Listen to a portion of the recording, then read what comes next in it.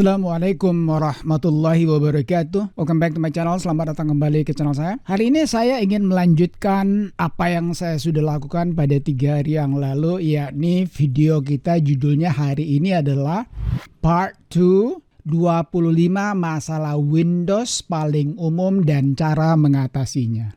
Kawan-kawan, hari ini saya ingin melanjutkan 25 masalah Windows paling umum dan cara mengatasinya. Kalau kamu belum nonton part 1 atau bagian 1 video dari masalah Windows yang paling umum ini, silakan kamu tonton. Setelah kamu menonton video ini, saya akan berikan dia punya thumbnail ya teman-teman ya, supaya mengingatkan kamu. Ini thumbnailnya teman-teman, 25 masalah Windows paling umum dan cara mengatasinya. Jadi kalau kamu tidak ingin ketinggalan bagian 1 sampai dengan bagian 5, silakan kamu tonton video ini. Tanpa lama-lama, let's get started. Rekan-rekan, kalau kamu baru melihat video saya, baru menyaksikan channel saya, bantu saya dengan cara subscribe. Dan kalau kamu sudah subscribe, jangan lupa kamu tekan ikon belnya agar kamu tidak ketinggalan dengan notifikasi ketika saya mengeluarkan video yang terbaru. Dan kalau kamu anggap bahwa video saya, channel saya layak untuk di-share, share-lah kepada teman-teman kamu, kerabat kamu, keluarga kamu, juga mungkin pacar dan sosial media kamu.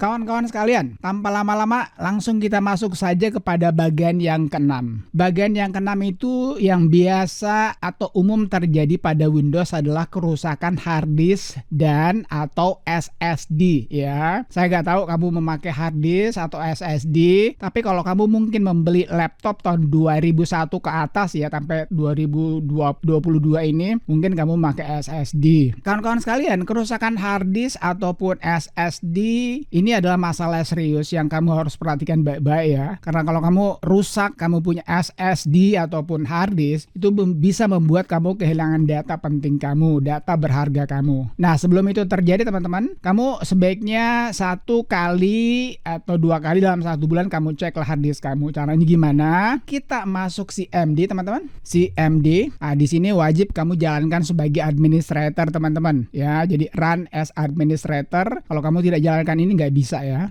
Nah, di sini teman-teman, kamu ketikkan CHKDSK, ini kepanjangan daripada check disk, lalu spasi, lalu C, karena C yang kamu ingin periksa, kemudian titik 2, garis miring, lalu F. Saya akan mulai dengan F dulu teman-teman. Kalau F itu artinya dia fix, ya, memperbaiki. Nah, kalau kamu mau yang lebih baik, tapi ingat, kalau kamu menggunakan R ini teman-teman, dia akan lebih lama. Dia ada 3 proses yang harus dia lalui. R ini singkatan daripada restore. Jadi dia bukan hanya memperbaiki tapi juga memulihkan. Sekarang coba kita enter ya. Nah, di sini kita diingatkan teman-teman, CHK DSK cannot run because the volume is in use by another process. Jadi lagi digunakan oleh proses yang lain. Betul, karena saya sedang merekam. Saran saya teman-teman, ini baru-baru saja saya lakukan ya. Kamu pencet langsung Y, ya ini ya, Y. Nah, setelah itu kamu langsung enter ya. Setelah itu kamu langsung restart kamu punya PC. Sekali lagi teman-teman, kalau kamu gunakan R, dia prosesnya lebih lama. Mungkin sekitar 25 ya, menit sampai dengan 60 menit atau 1 jam. Jadi kalau kamu nggak mau lama-lama, cukup F saja. Tapi saran saya teman-teman, kalau kamu belum pernah melakukannya, kalau bisa R aja. Jangan lupa itu. Itu yang ke-6. Sekarang mari kita masuk kepada masalah yang ke-7, yakni aplikasi yang not responding. Ini sering sekali juga teman-teman ya. Kalau kamu tanya apa penyebabnya aplikasi itu tidak responding, yang paling utama sekali penyebabnya adalah karena kamu kekurangan RAM. Jadi aplikasi yang kamu buka itu terlalu berat dan kamu kekurangan RAM. Bisa juga karena virus dan lain sebagainya. Nah, sekarang caranya misalnya teman-teman ya, kamu membuka dan kamu mendapatkan not responding seperti ini teman-teman. Jadi kalau kamu mendapatkan seperti ini ya, the application is not responding, the program may respond again if you wait. Kalau kamu mau menunggu silakan, tapi biasanya kalaupun kamu tunggu itu tidak akan bisa memulai kembali. Nah, sebaiknya teman-teman, kamu pencet end process ini kalau bisa ya. Tapi kalau kamu seandainya tidak bisa dengan memencet end process ini pun nggak bisa teman-teman, maka kamu pencet coba Ctrl plus Alt plus Del. Jadi Ctrl plus Alt plus Del, maka kamu akan masuk kepada pilihan ya. Pilihannya itu bisa berupa seperti ini teman-teman. Saya kasih lihat lagi ya. Jadi pilihannya itu seperti ini. Lock, switch user, sign out, change password, dan task manager. Kalau kamu mau masuk ke task manager silahkan ya, tapi kalau kamu mau ingin merestartnya juga silahkan. Kalau restart ini kamu harus pencet yang ini teman-teman, nanti akan ada pilihan restart. Ketika kamu pencet ini nanti akan pilihan restart. Nah, kalau kamu pencet task manager teman-teman, kemudian kamu masuk ke task manager, Manager ya. Nah, di Task Manager ini kamu matikan saja yang tidak responding tadi ya. Seperti misalnya kalau ini ya. Jadi kamu klik kanan lalu kamu end task aja. Tapi saran saya teman-teman, sebetulnya yang paling terbaik itu kalau kamu restart karena dia akan memulai lagi dengan yang baru. Oke, itu jangan lupa ya. Masalah yang ketujuh ya nih, aplikasi yang not responding. Nah, sekarang teman-teman, di samping daripada itu ya, solusinya adalah tentu saja kalau kamu memang memiliki RAM yang pas-pasan hanya 4 GB mungkin, kemudian kamu membuka ya program atau aplikasi yang berat-berat ya, kamu tambahlah RAM kamu menjadi 8 GB. Ya, kalau untuk Windows 10 itu 8 GB cukup. Bukan hanya cukup, lebih daripada cukup. Tetapi kalau saran saya sih kalau kamu menggunakan Windows 11 dan bisa menggunakan sampai dengan 16 GB, sebaiknya kamu pakai aja yang 16 GB. Karena jujur aja salah satu penyebab utamanya adalah karena kamu kekurangan RAM. Nah, kemudian masalah yang ke-8 teman-teman, Hibernate mode kamu tuh hilang di start menu atau di menu start ya. Menu power ini teman-teman, kamu lihat sini ya, ini start. Kamu lihat sini ya, terutama kalau kamu menggunakan laptop tentunya. Nah, di sini tidak ada menu yang namanya Hibernate. Mungkin kamu tanya, Hibernate itu untuk apa Om? Hibernate itu adalah kalau kamu ingin menghemat kamu punya baterai terutama laptop ya, gunakan Hibernate teman-teman. Kenapa? Karena ketika kamu pencet Hibernate maka dia hanya hampir tidak mengeluarkan daya ataupun power ketika kamu menggunakan Hibernate. Nah, cara untuk mengembalikan Hibernate ini kalau kamu tidak ada teman-teman ya, ini kan tidak ada Hibernate-nya, adanya sleep, shutdown, dan restart. Kita masuk control panel teman-teman. Di control panel ini kamu masuk kepada ini power options. Di power option ini teman-teman kamu masuk kepada choose what the power buttons do yang ini. Kemudian kamu lihat sini Hibernate ini tidak dicentang atau tidak ditik ya. Nah, karena ini nggak bisa, ini namanya gray out bahasa Inggrisnya. Kamu masuk sini, kemudian kamu pencet ini atau klik ini atau centang ini, kemudian kamu save changes ya, kamu simpan perubahannya. Sekarang kita cek di sini teman-teman. Nah, ini Hibernate-nya sudah ada kembali. Jadi jangan lupa ya, kamu masuk aja control panel, kemudian choose what the power buttons do, kemudian kamu klik ini, kemudian kamu pencet Hibernate-nya. Oke, itu yang ke-8 teman-teman. Sekarang mari kita masuk kepada masalah yang sering terjadi lagi ya, nih baterai laptop boros. Nah, baru-baru ini 2 hari yang lalu tepatnya saya kasih lihat teman-teman ya. Ini dia teman-teman ya. Ini alhamdulillah kebetulan kebenaran sekali ya. Ini coincidence 25 masalah Windows paling umum dan cara mengatasinya. Ini dari Giri Yardan 2 jam yang lalu, ini 2 hari yang lalu. Assalamualaikum Kak, saya request dong buatin tutorial mengatasi baterai laptop yang boros atau cepat habis. Lalu saya bilang oke siap. Kawan-kawan sekalian, banyak penyebab daripada baterai boros itu ya. Di antaranya, pertama, terlalu banyak aplikasi yang berjalan di background. Yang kedua, laptop kamu terlalu terang. Yang ketiga, kamu terlalu banyak buka aplikasi yang berat-berat. Nah, sekarang bagaimana cara untuk ya mengatasi baterai yang boros? Pertama, tentu saja matikan aplikasi yang berjalan di background. Kalau kamu menggunakan Windows 11 teman-teman, itu dia beda dengan Windows 10 ya. Nanti saya akan memberikan tutorial khusus untuk yang ini. Kalau kamu ingin menghentikan aplikasi yang berjalan background, kamu masuk setting teman-teman. Di setting ini kamu masuk kepada apps, ini Windows 11 ya, bukan Windows 10.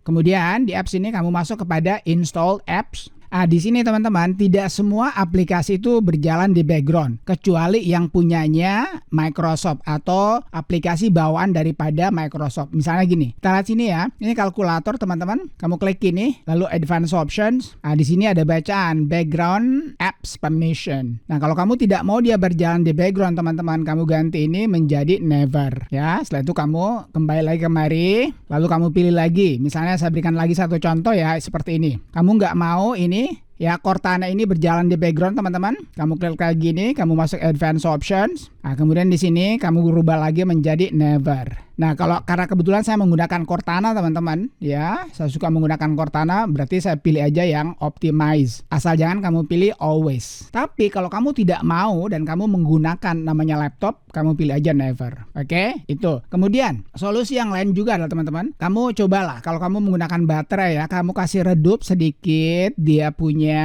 keterangan atau brightness. Ya, pastilah kamu tahu lah ya, semakin bright, semakin terang tentu saja semakin banyak ya menggunakan daya ataupun power kamu. Nah, kemudian juga kalau kamu membuka aplikasi yang berat-berat, misalnya kamu buka Photoshop atau kamu membuka video editor, cukup Photoshop aja, cukup video editor saja yang kamu buka, jangan terlalu banyak-banyak ya, karena ingat Photoshop itu berat banget teman-teman, video editor kamu juga berat banget. Semakin berat tentunya semakin juga boros daripada kepada baterai ya. Dan jangan lupa juga sebaiknya kamu pakai balance. Kita masuk control panel, kita masuk kembali ke power option. Nah, di sini teman-teman kamu pakai balance. Balance ini 50 ya untuk kinerjanya, 50 untuk baterainya. Sebenarnya bagus kalau kamu pakai high performance, tapi ini semakin ngebut tentu juga semakin banyak menguras baterai kamu. Jadi pakai saja balance lah. Oke, jangan lupa itu ya kalau kamu menggunakan laptop dan baterai kamu rasa sudah memboros.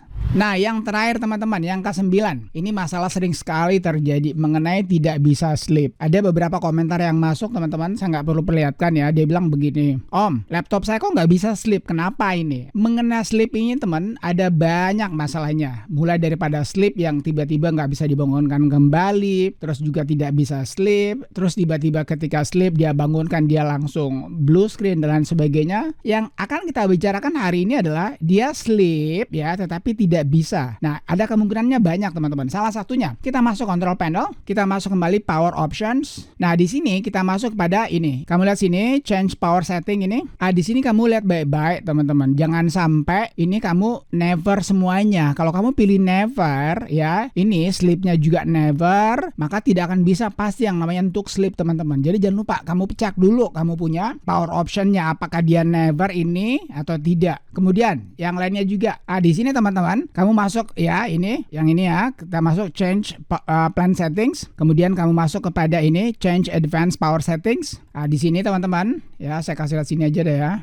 Di sini kamu masuk kepada sleep ini, kemudian kamu masuk kepada allow wake timers, izinkan penghitung timer, kemudian ini yang tadi enable ini teman-teman kamu ganti menjadi disable. Jangan sampai karena ada wake up timer makanya kamu tidak bisa menggunakan yang namanya sleep. Jadi kamu ganti dengan disable. Oke, jangan lupa lalu kamu apply-kan, lalu kamu oke-kan. Kemudian yang lainnya juga, kita masih di sini teman-teman, kita back dulu. Nah, kalau memang masih belum bisa juga, coba kamu matikan yang namanya fast startup-nya. Caranya gimana? Kita masuk lagi kepada choose what the powers button do. Kamu masuk ke sini lagi, ya, change settings that are currently unavailable. Kemudian kamu matikan fast startup-nya ini. Ya, kalau itu kamu terganggu, kamu punya sleep. Kalau tidak, nggak perlu. Ya, jadi jangan lupa setelah itu save changes. Oke, jadi jangan lupa itu ya. Nah, kemudian yang lainnya juga teman-teman. Ini yang paling penting. Kalau kamu sudah jalankan semuanya ini dan kamu juga masih belum bisa sleep teman-teman, ya jangan lupa dong update lah VGA kamu. Caranya gimana? Kita masuk ya control panel, kita masuk kepada ini device manager.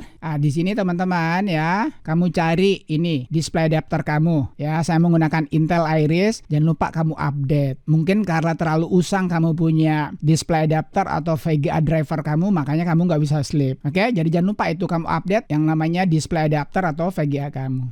Alright, I guess that's it. Saya kira itu aja teman-teman ya. Kita sudah sampai ke 10 masalah ini dari 25. Kalau kamu masih ada pertanyaan seputar 10 masalah ini dari 6 sampai 10, kamu tanyakan saja di kolom komentar. Thank you for watching folks. Thank you for watching friends. Peace. Assalamualaikum warahmatullahi wabarakatuh.